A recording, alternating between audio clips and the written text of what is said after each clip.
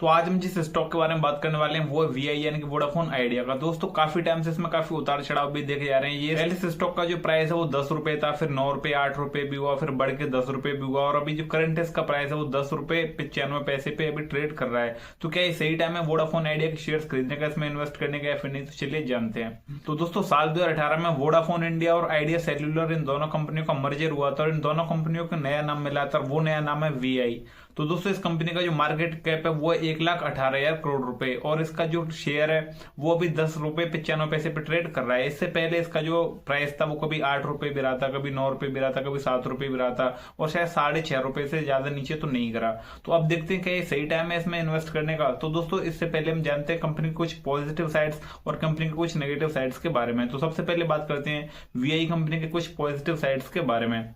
तो कंपनी के positive sides में है तो कंपनी के पास एक काफी बड़ा यूजर बेस है कि इसके पास काफी सारे उपभोक्ता हैं, क्योंकि टेलीकॉम का मार्केट इंडिया में काफी बड़ा है। 100 करोड़ लोग से ज्यादा लोग ऐसे हैं जो टेलीकॉम कंपनीज को यूज करते हैं, तो इसका जो मार्केट है वो काफी ज्यादा बड़ा है। और पॉइंट नंबर 2 ये है कि कंपनी ने हाल ही में अपना रेवेन्यू बढ़ाने के लिए एआरपीयू यानी कि रेवेन्यू पर यूजर भी काफी बढ़ाया है और साल दर साल की तुलना में देखा तो इस साल इन्होंने 9% से अपना एआरपीयू बढ़ाया है, जिससे कंपनी के रेवेन्यू में काफी ज्यादा फायदा हुआ है। तीसरा पॉइंट है दोस्तों सरकार का समर्थन, क्योंकि इस कंपनी में सरकार की भी हिस्सेदारी है, इसलिए इनको काफी मदद मिलती है आर्थिक तौर पर भी सरकार से और इनको मुश्किल टाइम में भी डेट चुकाने में भी काफी मदद मिल चुकी है सरकार से। तो ये इसके काफी पॉजिटिव पॉइंट्स आते हैं। तो अब बात करते हैं कंपनी के कुछ नेगेटिव पॉइंट्स के बारे में।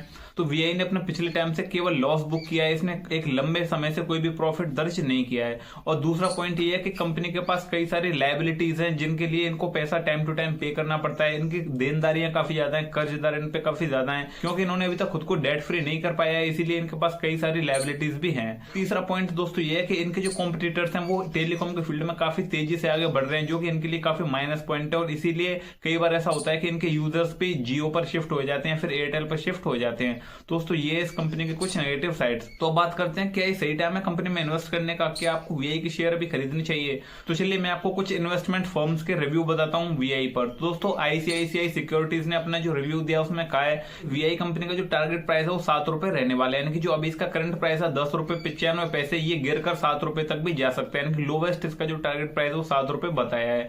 और इसके अलावा मोतीलाल ओसवाल ने यह कहा है कि जो वीआई में भी उछाल देखने को मिला है वो टेम्परेरी है, यानी कि लॉन्ग टर्म तक इसका उछाल नहीं रहेगा। तो हो सकता है कि फ्यूचर में 10 रुपए से गिर के फिर से 7-8 रुपए पर चला जाए। तो इसके अलावा भी अगर आप कंपनी में इन्वेस्ट करना चाहते हैं तो आपको कुछ चीजों का ध्यान रखना होगा, जैसे कि आपको ये देखना है कि कंपनी ने अपने कितने सारे डेट्स क्लियर किए हैं, क्या कंपनी को टेलीकॉम फील्ड में कुछ और अपॉर्चुनिटीज हैं, क्या इनके टैरिफ प्लान्स वगैरह हैं जिनसे कि इनके उपभोक्ता सेटिस्फाइड हैं। तो इसके अलावा कुछ और भी रिसर्च होती है जिनको आप करके खुद ही आप इन्वेस्ट कर सकते हैं। किसी भी स्टॉक में निवेश करने से पहले आप एक बार खुद की रिसर्च भी कर लें। तो दोस्तों इसी तरह के और भी स्टॉक मार्केट और फाइनेंस रिलेटेड और भी वीडियोस देखने के लिए प्लीज चैनल को कर दीजिए सब्सक्राइब, नोटिफिकेशन बेल को कर दीजिए, वीडियो को लाइक नहीं किया तो प्लीज वीडियो कर दीजिए लाइक। मिलते हैं अगली वीडियो में। जय हिंद।